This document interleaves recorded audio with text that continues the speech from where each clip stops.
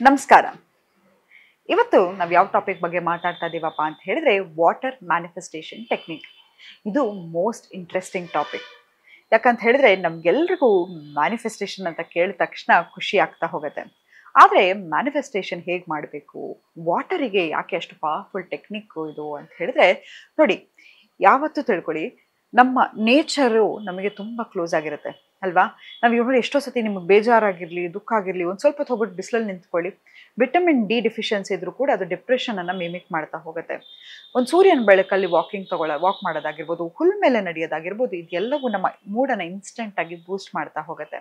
ಆದರೆ ನಾವೇನು ಮಾಡ್ತೀವಿ, 24 ಗಂಟೆ ಮೊಬೈಲ್ ನೋಡ್ಕೊಂಡು ಸ್ಕ್ರೋಲ್ ಮಾಡಿಕೊಂಡು ನಮ್ಮ ಎಲ್ಲ ರೀತಿಯ ಮಾನಸಿಕ ಕಾಯಿಲೆಗಳಿಗೆ ನಾವು ತುತ್ತಾಗ್ತಾ ಹೋಗ್ತಾ ಇದ್ದೀವಿ. ಆದರೆ ಇವತ್ತು ನಾನು ಯಾವ ಟಾಪಿಕ್ ಮಾತಾಡ್ತಿದ್ದೀನಿ ಅಂತ ಹೇಳಿದ್ರೆ ಮ್ಯಾನಿಫೆಸ್ಟೇಷನ್ ಹೇಗೆ ಮಾಡೋದು ಅಂತ.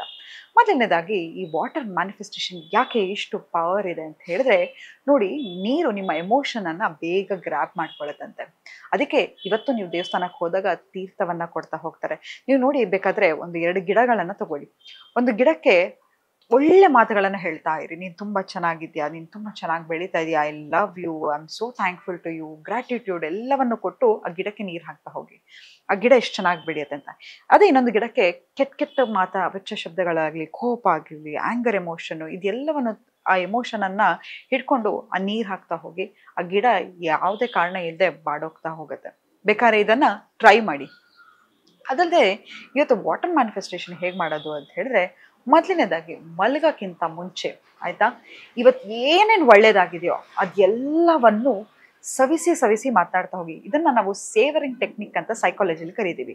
ಏನೇನು ಒಳ್ಳೇದಾಯ್ತಪ್ಪ, ಇವತ್ತು ಯಾವುದೇನಾಯಿತು, ಏನಾಯಿತು, ಇಷ್ಟು ಇವತ್ತು ನನಗೆ ಯಾರೋ ಒಬ್ರು ಕಾಫಿ ಕೊಟ್ಟರು, ವಾಕ್ ಹೋದಾಗ ಯಾರೋ ನನಗೆ ಕಾಂಪ್ಲಿಮೆಂಟ್ ಕೊಟ್ಟರು, ನನ್ನ ಬಾಸ್ ಚೆನ್ನಾಗಿ ಕೆಲಸ ಮಾಡ್ತಿದ್ಯಾ ಅಂತ ಹೇಳಿದ್ರು, ನನ್ನ ಪಾರ್ಟ್ನರ್ ನನಗೇನೋ ಒಂದು ಕಾಂಪ್ಲಿಮೆಂಟ್ ಕೊಟ್ಟರು. ಹೀಗೆ ಏನೇನು ನಿಮ್ಮ ಇಡೀ ದಿನದಲ್ಲಿ ಒಳ್ಳೆಯ ವಿಷಯಗಳಿರುತ್ತೋ ಅದೆಲ್ಲವನ್ನು ಬರೀತಾ ಹೋಗಿ. ನಂತರ ನಿಮ್ಮ ಒಂದು ಬಾಟಲ್ ಆಫ್ ನೀರು ಯಾವುದಿರುತ್ತೆ, ಗ್ಲಾಸ್ ಬಾಟಲಿಗೆ ನಿಮ್ಗೆ ಏನು ಬೇಕು ಅದೆಲ್ಲವನ್ನು ಕ್ಲೀನಾಗಿ ಬರೆದು ಆ ಒಂದು ಸ್ಟಿಕ್ಕರ್ ತೊಗೊಂಡು ಅದಕ್ಕೆ ಕ್ಲೀನಾಗಿ ಸ್ಟಿಕ್ ಮಾಡ್ತಾ ಹೋಗಿ.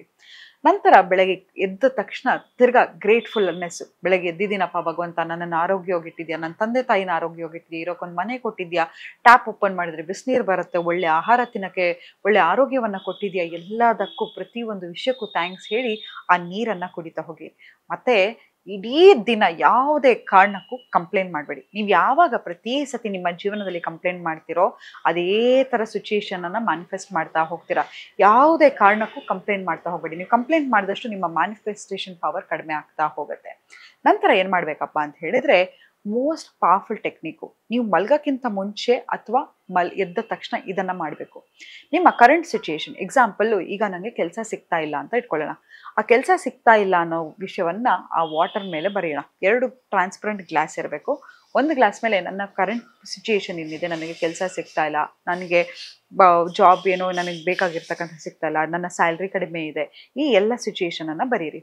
ಆ ಆ ನೀರು ಗ್ಲಾಸ್ ಇರುತ್ತಲ್ವಾ, ಆ ಗ್ಲಾಸನ್ನು ಹಿಡ್ಕೊಂಡು ಎಲ್ಲವನ್ನು ನಿಮ್ಮ ಮನಸ್ಸಲ್ಲಿರ್ತಕ್ಕಂಥ ನೋವು, ದುಃಖ, ಯಾವ ಥರ ಡಿಸಪಾಯಿಂಟ್ಮೆಂಟ್ ಇದೆ ಎಲ್ಲವನ್ನು ಆ ಗ್ಲಾಸ್ ನೀರಿಗೆ ಹಾಕ್ತಾ ಇರೋ ರೀತಿ ಇಮ್ಯಾಜಿನನ್ನು ಮಾಡ್ಕೊಳ್ಳಿ.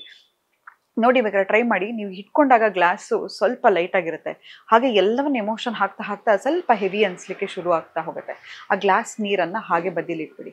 ಇನ್ನೊಂದು ಹೊಸ ಗ್ಲಾಸ್ ತೊಗೊಂಡು ಅದಕ್ಕೆ ನೀರು ತುಂಬಿಸಿ, ಅದಕ್ಕೆ ನಿಮಗೆ ಏನು ಬೇಕು ಆ ಸಿಚುಯೇಷನನ್ನು, ಎಕ್ಸಾಂಪಲ್, ನನಗೆ ಒಳ್ಳೆ ಜಾಬ್ ಸಿಕ್ಕಿರೋ ಹಾಗೆ, ನನಗೆ ಒಳ್ಳೆ ಕೆಲಸ ಸಿಕ್ಕಿರೋ ಹಾಗೆ, ನನಗೆ ತಿಂಗಳಿಗೆ 1 ಲಕ್ಷ ಸಂಬಳ ಬರ್ತಿರೋ ರೀತಿ, ನಾನು ಚೆನ್ನಾಗಿ ಬಟ್ಟೆ ಹಾಕಿರೋದು, ನಾನು ಒಂದು ಮನೆ ತೊಗೋತಾ ಇದ್ದೀನಿ, ಎಲ್ಲವನ್ನು ಏನು ಬೇಕೋ ಆ ಎಲ್ಲ ಮ್ಯಾನಿಫೆಸ್ಟೇಷನನ್ನು ಅದನ್ನು ಪ್ರೆಸೆಂಟ್ ಟೆನ್ಸಲ್ಲಿ ಬೇಕು ಅಂತ ಬರಿಬಿಡಿ. ಐ ವಾಂಟ್ ದಿಸ್ ಜಾಬ್ ಅಲ್ಲ, I am having this job which is giving me 1 lakh salary per month ಅಂತ ಏನು ಬೇಕೋ ಅದೆಲ್ಲವನ್ನು ಪ್ರೆಸೆಂಟ್ ಟೆನ್ಸಲ್ಲಿ ಬರೀಲಿಕ್ಕೆ ಶುರು ಮಾಡಿ.